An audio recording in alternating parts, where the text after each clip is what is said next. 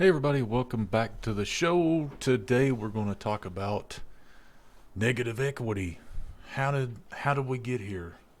And how is it going to be a bigger problem? So, no dirty secret.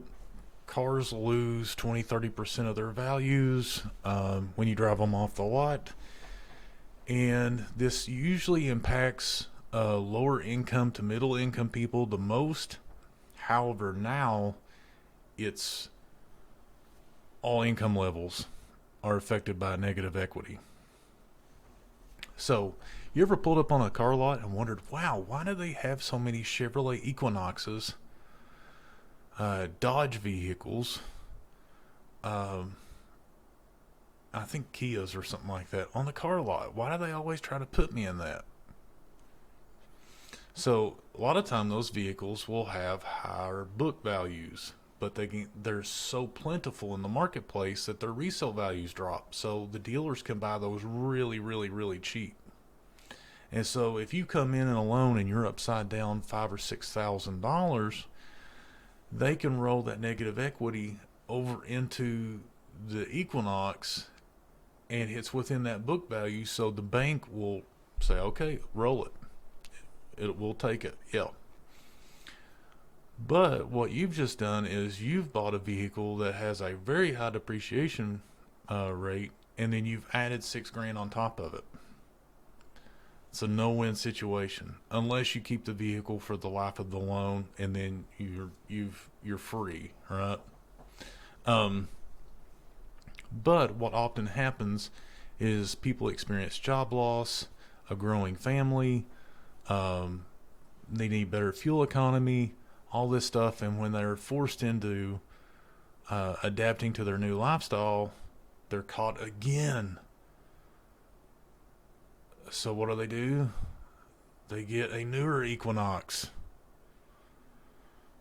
and they add 5 more thousand on top of the 6,000, and then they get to the point where it's just unsustainable. Um, that was the MO typically before COVID. So after the pandemic, and you had a shortage of vehicles, you had dealers adding LOA fees or whatever they want to call of it, just 10, 15, 20, 30, 40, 50, $100,000 on Mercedes G-Wagons, right? And so the people that was normally having to do this, the banks were saying, okay, I think the banks were allowing 141% of book value on some of these used cars, which was insane. It's insane. It's madness. So you've got people that, instead of paying that low cost for that Equinox, is now paying almost full price for it and still rolling negative equity on top of it. And now the situation is you've got the wealthy that went out and bought a G-Wagon with $100,000 addendum on it, or a Ford Lightning pickup truck that had a $60,000 addendum on it, or whatever that had a $5,000-$10,000 addendum on it. And the new dealer greed has destroyed all the market. I mean, most of the buyers have been nuked. It's going to take years to wash this stuff out of the system. So, where does this lead? I think you're going to see a ton of car dealerships, more likely used, go out of business. And this will greatly impact some new dealers. And I've read some and seen some comments like, oh, we'll just become a drop ship company or whatever if the manufacturer buys us. No, you won't. No. The service department will be fine.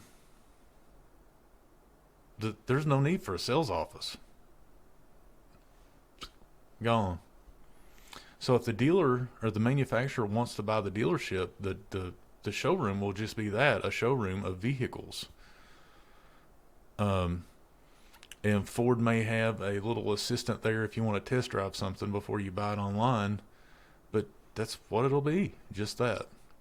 Used car dealers, in my humble opinion, very few will make it.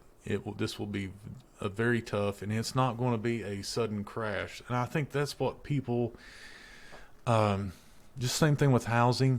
People expect like a 50% drop. It's not how it's going to work. It's going to be a slow bleed because people still have money. As crazy as that sounds, they do.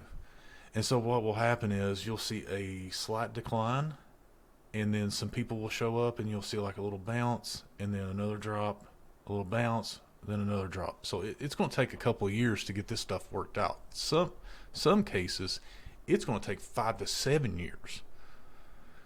And that's the reason why I think the repair side, if you're looking at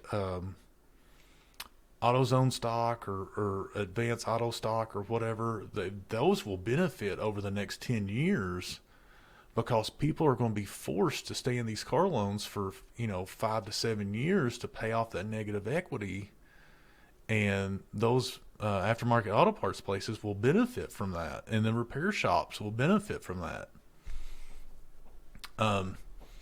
But gang, that's my 2 cents. A quick video.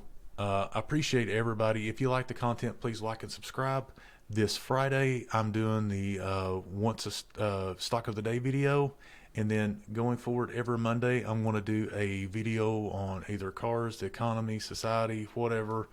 And then I may do a random live stream or something like that during the Wednesdays.